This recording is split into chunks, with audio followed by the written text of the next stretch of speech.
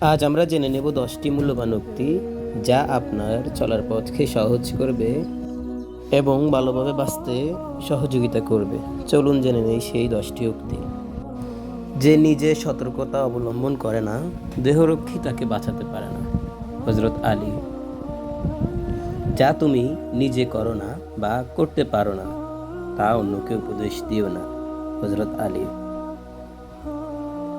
বুদ্ধিমান ও সত্যবাদী ব্যক্তি ছাড়া আর কারো সঙ্গ কামনা করো না। হযরত আলী। সব দুঃখের মূলে এই দুনিয়ার প্রতি অত্যাধিক আকর্ষণ। বড়দের সম্মান করো, ছোটরা তোমাকে সম্মান করবে। যা সত্য নয় তা কখনো মুখে এনো না, তাহলে তোমার সত্য কথাকেও লোকে অসত্য বলে মনে করবে। হযরত আলী।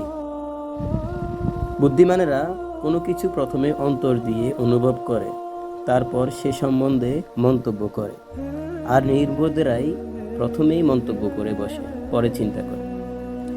মাতা পিতাকে কষ্ট দিবে না, তারা যদি তোমাকে সন্তান ও বিষয় সম্পত্তি থেকে বিচ্ছিন্ন করে দেয় তবুও। আল হাদিস। যে নিজের মর্যাদা বোঝে না, অন্যরাও তার মর্যাদা দেয় না। হযরত আলী। ধৈর্য এমন একটি গাছ যার সারা গায়ে কাটা কিন্তু ফল অত্যন্ত মজাদার। আল হাদিস।